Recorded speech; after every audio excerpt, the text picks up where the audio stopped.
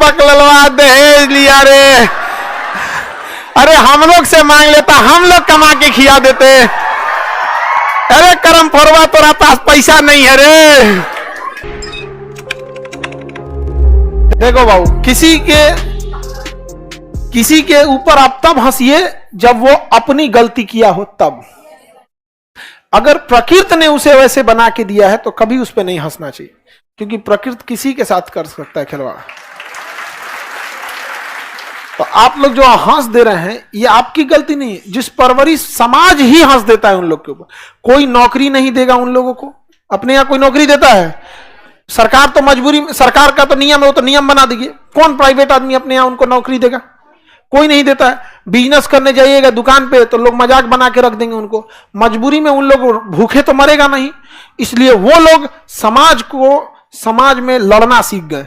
अब वो ट्रेन में जाके पैसे मांगते हैं, और अगर बदतमीजी करिएगा, नहीं दीजिएगा, 3-4 तमाचा दे देंगे आपको। कहेंगे ये तो नौकरी करने नहीं दिया, बिजनेस किए तो खिलवाड़ बना दिया यहाँ पे, अब आओ यहाँ पे। या किसी के यहाँ बच्चा चाहता है, जन्म लेता है, तो आते हैं लोग, खुशी से लोग दान देते हैं यहाँ पर। उनका जीवन कितना टफ हो गया कि नहीं हो गया? यहाँ पे भारत सरकार को ऐसे ही लोगों को पकड़ के 100-200 का ग्रुप बना के एक पूरी फौज बनानी चाहिए। और जो पुरुष दहेज ले बियाह करने, नियम बना दो कि 1 महीना इसके घर के सामने डेरा डाल के सरापे सब बोले, सब बकलवा दहेज लिया रे। अरे हम लोग से मांग लेता, हम लोग कमा के खिया देते। अरे करम फोरवा, तोरा पास पैसा नहीं है रे। नहीं समझ में आया? 1 महीना में नाश देगा सब आदमी, दहेज का सामान वापस देगा। जबले वापस ना दे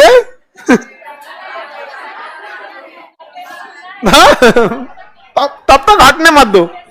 नहीं समझ में आया? वो समाज में बदलाव ला देंगे लोग। यहाँ पे किसी से नहीं डरते हैं, पुलिस भाग जाती है उन लोग से।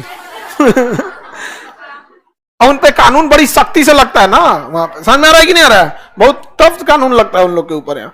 तो ये सब चीजें हैं, लेकिन अब क्या कहिएगा? हम एक आदमी को समझेबो किए तो मिनिस्टर लेवल के थे, ऐसा कीजिए यहाँ पे, कहे खान सर आप तो एकदम समाजे बदलने में लग गए हैं, देख रहे हैं इलेक्शन सर पे। हम कहें ठीक भैया।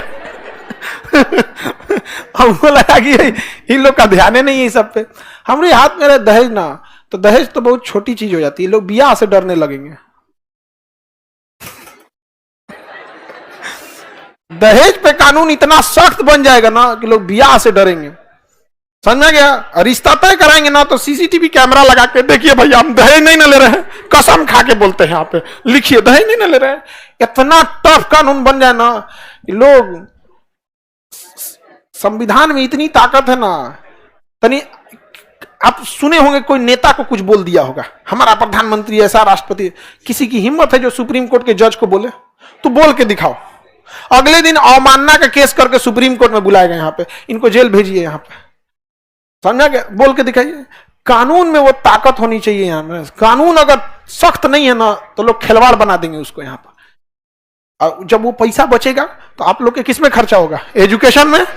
जब एजुकेट हो जाएंगे आप लोग तो पक्का देश आगे बढ़ेगा। हम लोग अकेले बस का नहीं है, पुरुष के बस का नहीं है, मजबूरी है जो आप लोग का साथ चाहिए ताकि देश आगे बढ़ सके। यहाँ सबका साथ चाहिए यहाँ पे। और हम लोगों ने एक ट्रांसजेंडर को बिना किसी काम के ही बाहर कर दिया समाज के बाहर तो किए ही, अर्थव्यवस्था से भी बाहर कर दिया उन्होंने।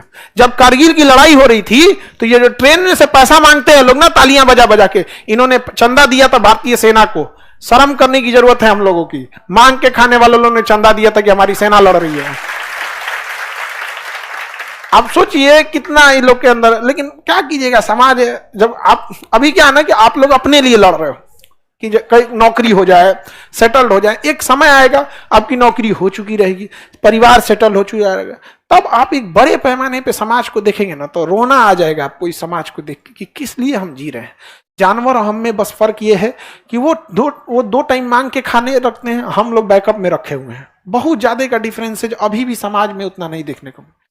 कोई किसी को लूट के करे, किसी की समस्या से हमें कोई फर्क नहीं पड़ता है।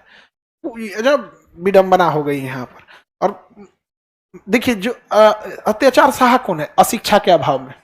अशिक्षित शिक्षा थोड़ा सा भी आ जाएगा ना तो सम्मान मिलते हैं। एक कुत्ता है ना, कुत्ता अगर वो थोड़ा सा शिक्षित मतलब ही नहीं कि लिखना पढ़ना सीख जाए, उसको बोले बैठो, अगर बैठ गया, खड़े हो, खड़ा हो जाएगा, हाथ मिलाओ, हाथ मिला, उसका बहुत इज्जत होगा।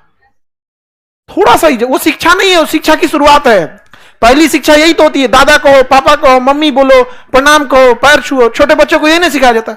थोड़ा सा एक जानवर में भी अगर ये आ जाता है ना, तो चाहे वो भले सड़क छाप कुत्ता है, लेकिन लोग उसको रखेंगे, अरे बहुत अच्छा।